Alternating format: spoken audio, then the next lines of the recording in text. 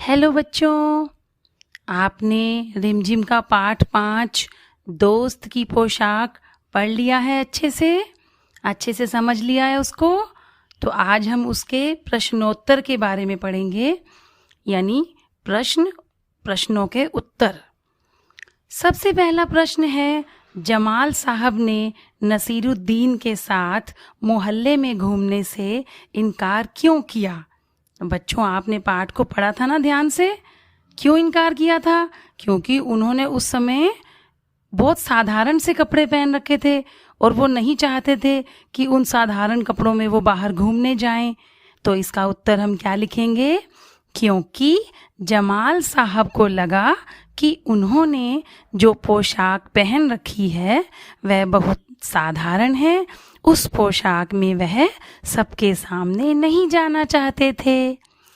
दूसरा प्रश्न है, नसीरुद्दीन ने जमाल साहब को अपने साथ जाने के लिए कैसे मना लिया? आपने पढ़ा होगा पाठ में, नसीरुद्दीन ने कैसे मनाया था उनको। वो अपनी अचकन निकाल कर ले आए थे उसके लिए कि इसको पहन लो और घूमने चलो। तो इसका उत्तर हम क्या लिखेंगे? नसीरुद्दीन उनके लिए एक भड़कीली अचकन निकाल कर ले आए और कहा कि इसे पहनकर जब तुम घूमने जाओगे तो सब देखते ही रह जाएंगे।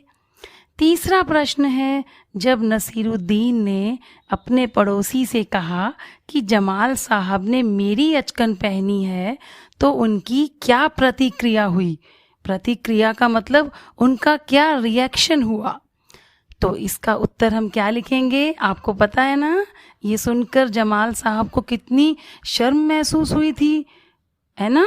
तो हम लिखेंगे, ये सुनकर जमाल साहब को बहुत शर्म महसूस हुई।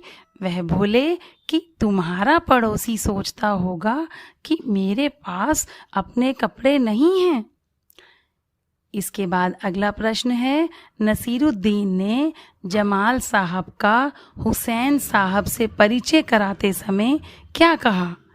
परिचय मतलब इंट्रोडक्शन कराते समय। तो आपको पता है उन्होंने क्या कहा था?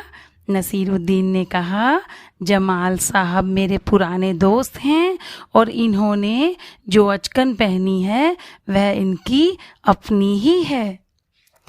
अगला प्रश्न है, दोस्त की पोशाक नामक कहानी से आपने क्या सीखा?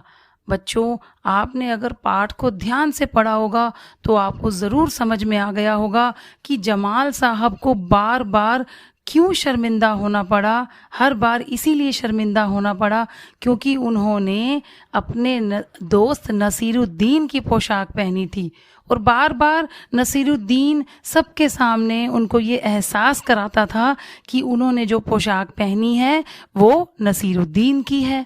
तो इस कहानी से हमने क्या सीखा? इसका क्या उत्तर लिखेंगे हम?